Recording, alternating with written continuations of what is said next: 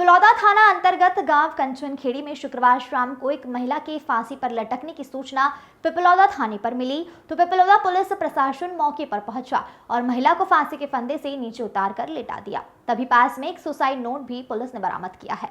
मायके पक्ष को सूचना मिलते ही परिजन भी मौके पर पहुंचे। देखा तो महिला के शरीर पर चोट के निशान पाए गए।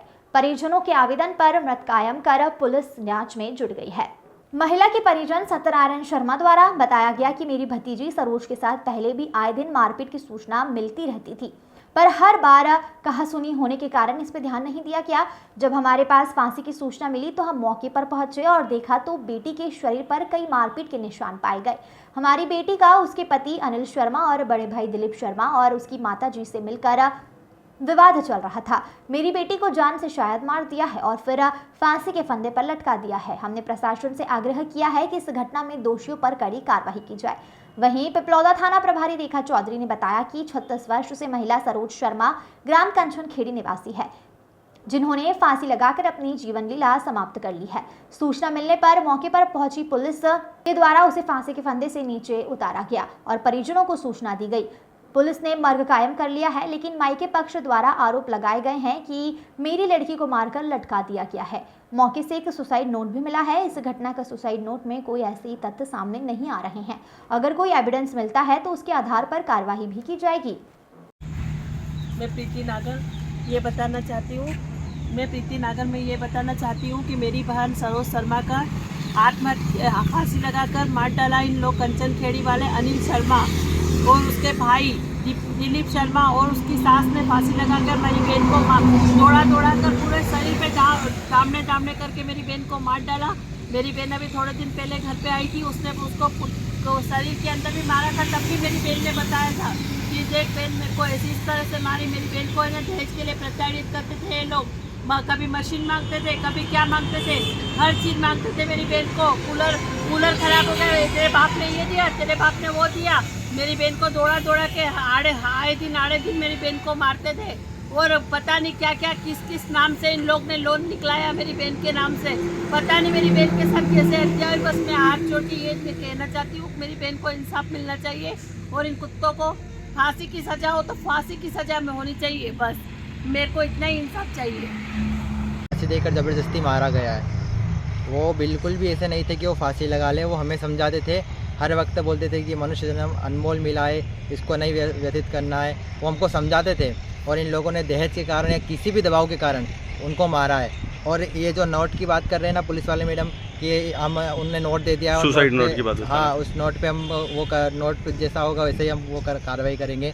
उसी प्रकार इनने दीदी के जो बालक है उन पर चाकू रखकर उनको धमका कर नोट लिखवाया। उसके बाद में उनकी जान ले ली।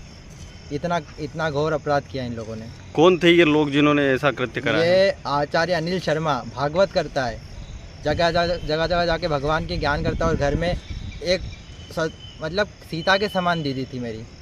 वो मायके भी आती थी तो 4 दिन के लिए आएगी, पर दूसरे दिन वापस जाती थी और कहती थी, मम्मी रोती थी। मेरे पास वीडियो भी है कि मम्मी रोती थी कि बेटा एक दिन और रुक जा। बोलती थी कि मेरी सासू मेरी माँ के समान, अब मेरी शादी हो गई मम्मी तो अब वो मेरे माता पिता है, तो अब मैं उनके और मेरे पति जो उनका मैं वो सम्मान करूँ, मैं उनकी आज्ञा का पालन करूँगी, उनको बुरा नहीं लगना चाहिए। इस बात पे भी वो घर से झगड़े कर भी नहीं, मम्मी को रुला कर जाते थे, पर जाते थे घर पर। क्या लगता है आपको इस पूरे इन लोगों ने मारा है? अभी मेरे से पैन कार्ड मांगा था इन लोगों ने। पैन कार्ड 3-4 दिन पहले पैन कार्ड मांगा था और कहा था कि पैन कार्ड मांगने के बाद में इन लोगों ने मेरे से कहा, मैंने दीदी से पूछा दीदी क्यों चाहिए, तो पहले तो बताया नहीं दीदी ने।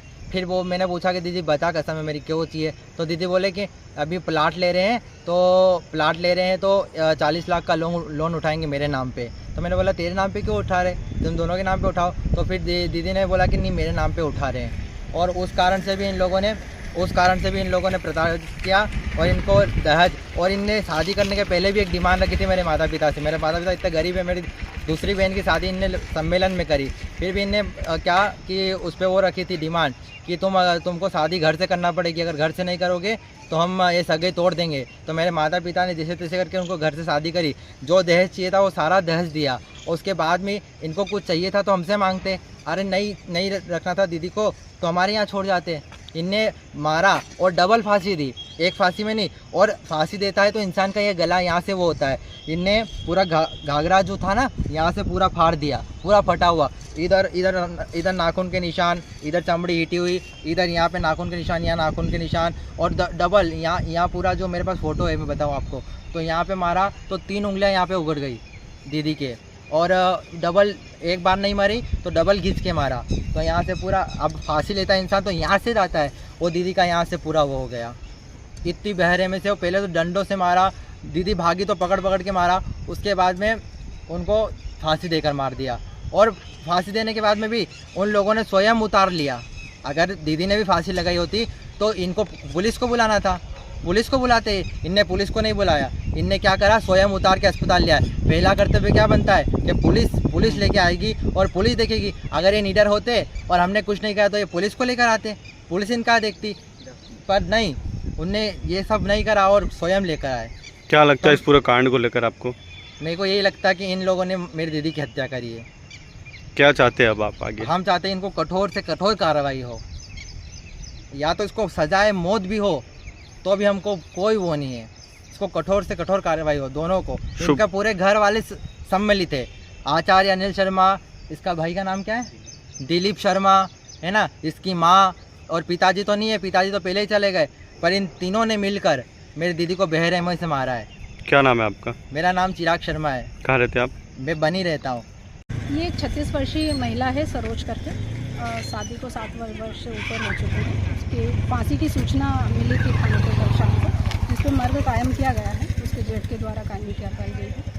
तो जांच में लिया गया है, जैसी अग्रिम कार्रवाई होगी की जाएगी। परिवारजनों का आरोप है कि परिवार लोगों ने ही मारा है। तो क्या मायका पक्ष है, थोड़ा बोलता है, उनका आवेश में होना थोड़ा स्वाभाविक है, बट क्योंकि सुसाइड नोट भी मिला है घटनास्थल से, तो इस तरह की कोई चीज़ तो सुसाइड नोट के अनुसार नहीं आ रही है, पर जांच में लिया गया है। अगर कोई उसमें एलिगेशंस बनता है, साबित होता है, तो वैसी भी कार्रवाई की जाएगी। Thank you.